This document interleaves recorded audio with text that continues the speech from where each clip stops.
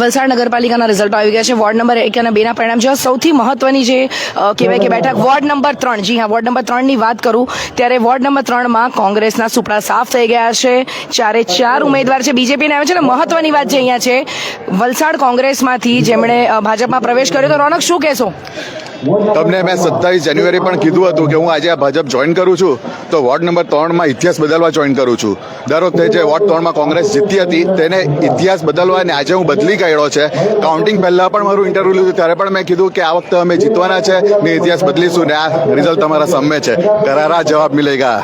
રોનક, શું કહેશો? 27 માધ્યમથી કોંગ્રેસના તમારા જે લીડર્સ હતા એ લોકોને અમારી જે વોર્ડ નંબર 3 ની જે પેનલ હતી અમે ખૂબ મહેનત કરી છે. અમારા 4 ઉમેદવાર જિજ્ઞેશભાઈ, બબલુભાઈ, નૈનાબેન, મારી વાઇફ યોગીની સતત મહેનત હતી અને અમને ખ્યાલ હતો કે કારણ કે જે મોગરાવાડી વોર્ડ નંબર 3 ને 4 જે છેલ્લા 40 વર્ષથી જે અંધારામાં હતું તે લોકોના વિશ્વાસ અમારા પર અમને હતો જ કે આ લોકો આ વખતે અમને જીતાડવાના છે ને જીતાડ્યા છે. યોગીની, શું કહેશો? તમે લગ્ન કરીને અહીંયા આવ્યા, 2-2.5 વર્ષ થયા છે, તમને કોઈ ઓળખતું નહોતું. શું કહેશો તમારી જીત માટે? વોર્ડ નંબર 3ની ભારતીય જનતા પાર્ટીનો હું બહુ ખૂબ દિલથી આભાર માનું છું, જેથી અમારા પર વિશ્વાસ રાખીને એમને વોટ આપ્યા અને જીતાવ્યા છે.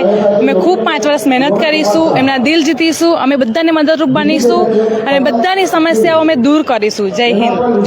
આ જીત ખાસ કરીને હું ભાજપ પરિવારને આપું છું કે જેમણે મારા પર વિશ્વાસ રાખ્યો અને ટિકિટ આપી. હું આટલા વર્ષ કોંગ્રેસમાં હતો ને એમણે મને ટિકિટ આપીને તેના માટે હું ખૂબ આભાર માનું છું ભાજપ પાર્ટીની, ભાજપ પરિવારનો. કારણ કે એમણે મને 1 મહિનો મને ભાજપમાં આવતા થયો છે. એમણે જે મને રાખ્યો છે, એક પરિવાર જેવો રાખ્યો છે. ને ખાસ કરીને જિલ્લા પ્રમુખ હેમંતભાઈ કંસારા, મહામંત્રી કમલેશભાઈ, શિલ્પેશભાઈ અને ખાસ કરીને ખૂબ થેન્ક યુ ધવલભાઈ પટેલ, લોકસભા દંડક અને આપણા સાંસદ. Love you Dhavalbhai. જી, રોનકનો જે પ્રેમ છે ધવલભાઈ પ્રત્યેનો, પહેલા ઇન્ટરવ્યુમાં જેમણે કીધેલું કે દિશાબેન હું ધવલભાઈથી પ્રેરિત થઈને આવી છું, ત્યારે અન્ય વિજેતા ઉમેદવાર છે આશુતોષભાઈ મિશ્રા ઉર્ફે બબલુભાઈ, શું કહેશો તમારી જીત માટે?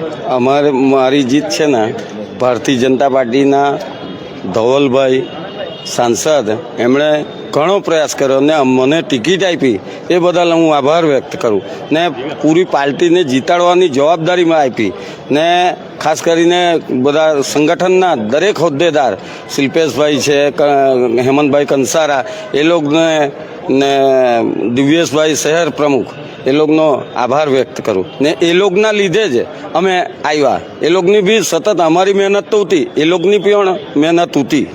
એ લોકોના મહેનત નહીં હોતે, ધવલભાઈનું જો મહેનત નહીં કરતે તો કદાચ અમે આગળ પાછળ થતે. જી હા. અન્ય ઉમેદવાર જિજ્ઞેશભાઈ છે. જિજ્ઞેશભાઈ, શું કહેશો તમારી જીત માટે? કોંગ્રેસના ગઢમાં ગાબડું પાડ્યું છે તમે.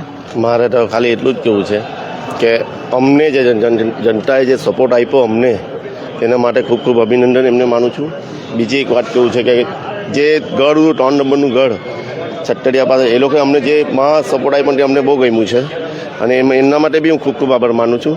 અને જનતા સાથે અમે પ્રેમ લાગણી રાખશું અને જે બી કંઈ બી મુશ્કેલી આવે અમે ત્યાં જઈને ઊભી રહીશું.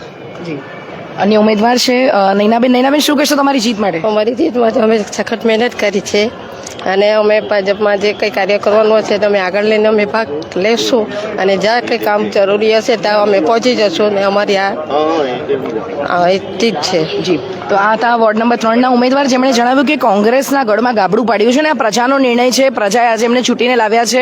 ત્યારે વોર્ડ નંબર 3 નું જ્યાં પરિણામ આવ્યું છે, સૌ કોઈની નજર હતી અહીંયા કોંગ્રેસના ગઢમાં, એમણે ગાબડું પાડ્યું છે. આગામી દિવસોમાં વિકાસલક્ષી કયા કામો થાય તે આપણે જોશું ને વધુ પરિણામો માટે જોતા રહો સત્યડી ન્યૂઝ.